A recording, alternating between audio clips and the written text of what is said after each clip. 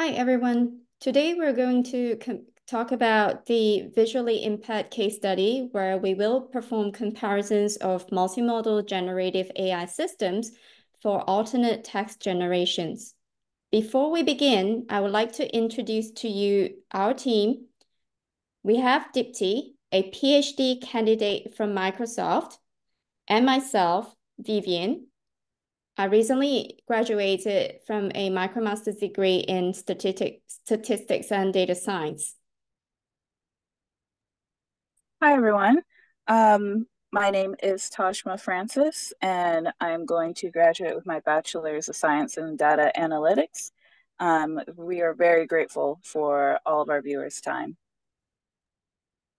Hi, I'm Esther Bamidele, a data scientist. Thank you. Right, let's begin. These are the contents that we're going to talk about today. I will begin with our problem statement. So often, the visually impaired rely heavily on alternate text and also audio descriptions while they try to navigate around in the real world. However, these have drawbacks because the human-generated descriptions are not always provided.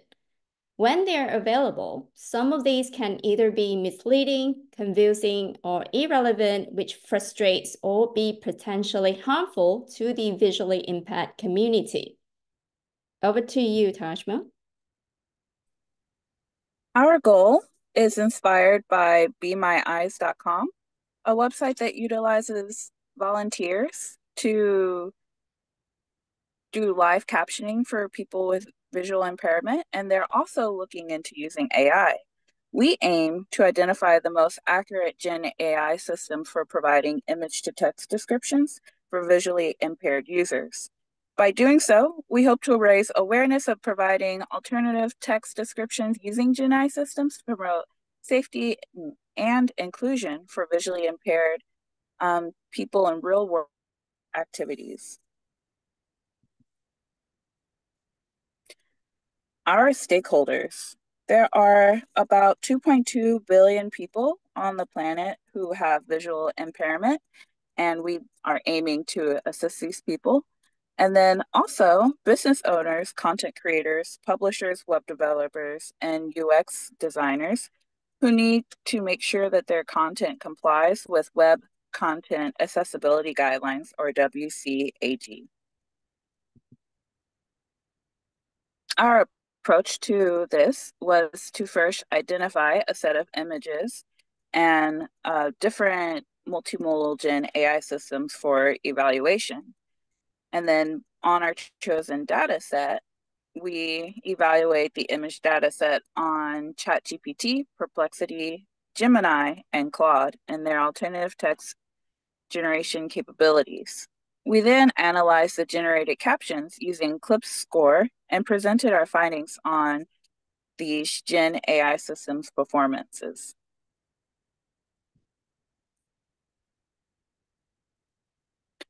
Our methodology was in week 1 of our Datathon.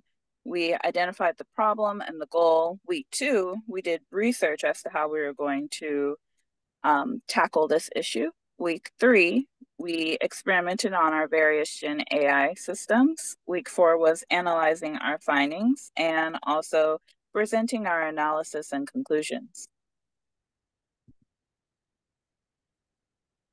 Our data set we used was the Mini Coco 2014 data set. This data set contains images that are pre-captioned using human participants. Every caption is represented as a dictionary in JSON format. We extracted 10 images from this data set for our Gen AI evaluations. And I will now be passing over to Vivian. Hi, so it is important to make sure that a prompt template is being used as the standard for all these like multimodal systems that we're evaluating on. So first of all, we instruct the model to provide the alternate text for the attached image, and it needs to be less than 3 sentences, and it needs to ensure that the WCAG standards for the visually impaired are followed because the captions need to be able to meet our goals. And we also put in all these other restrictions in the prompt to make sure that we have the requirements of the visually impaired in mind when we generate these captions. So this clip score is a metric that we'll be using to measure the similarities between the generated captions and the attached image. So what this is it's able to assess how well a caption matches the content of an image or how relevant the image is to a given description. So how clip score works is that the image and the caption that's being provided to this clip score system will first be encoded into vectors. And then afterwards, a cosine similarity measurement is being done between these two vectors to measure the similarity between them. If the result is high, which the cosine similarity is close to 1, it means that the image and text are more aligned or related.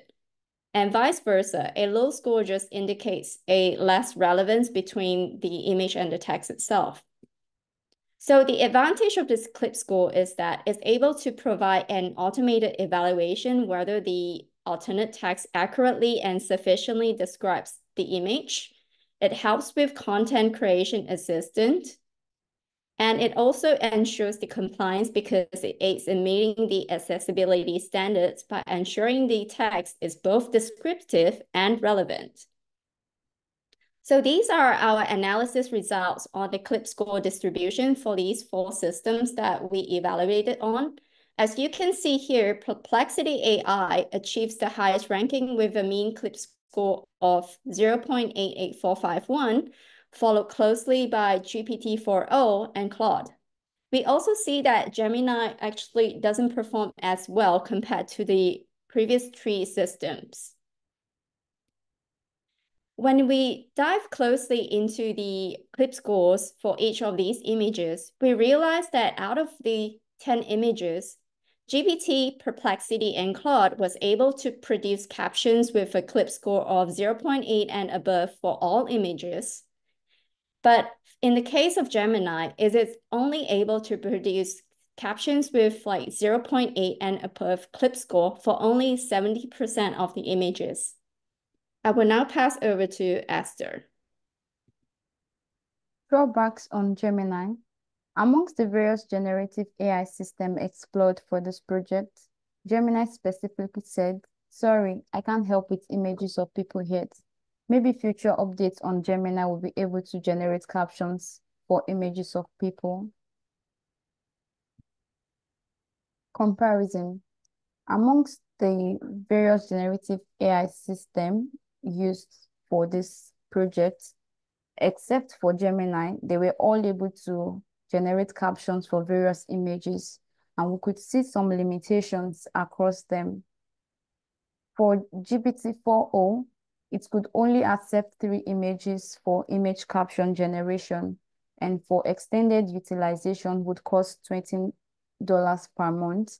Likewise, for Perplexity, it was able to take maximum of 5 images for image caption generation.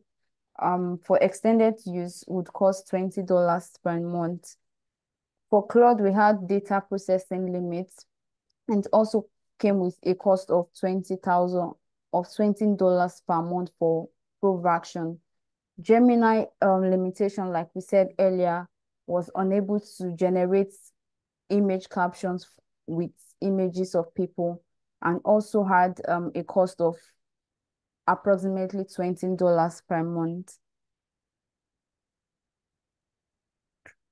Just to complement our project, we built a Streamlit web application that would empower our stakeholders to evaluate the accuracy of various generative AI systems for visually impaired users. So the core functionality of this app, just as seen by the images, could take images of various images update the captions and clip scores or whatever metrics we intend to use, and save these images and captions into a Google Sheet.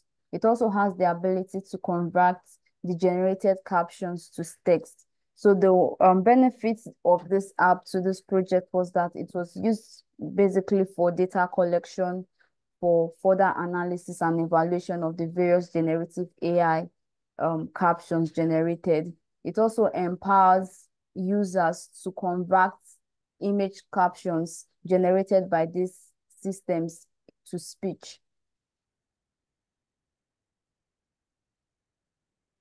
So in conclusion, we do hope to promote safety and inclusion for our stakeholders using this various generative AI system explored in the project, of which the most accurate generative AI system identified was Perplexity AI with a mean clip score of 0.88451. However, we considered a smaller data set because of time frame for this project. We hope more evaluations should be done in the future. For future work, we recommend reference caption, that is human annotation, for evaluations. Other evaluation metrics should also be explored for comprehensive evaluation, average across these metrics. It is also recommended that we use a third-party LLM for the LLM as a judge evaluation on alternate text generated. Lastly, the Streamlit app in future work could be integrated with various multimodal LLM for auto caption generation and evaluation. Thank you very much for your time. We do hope our project is impactful, especially to our stakeholders. Thanks for your time.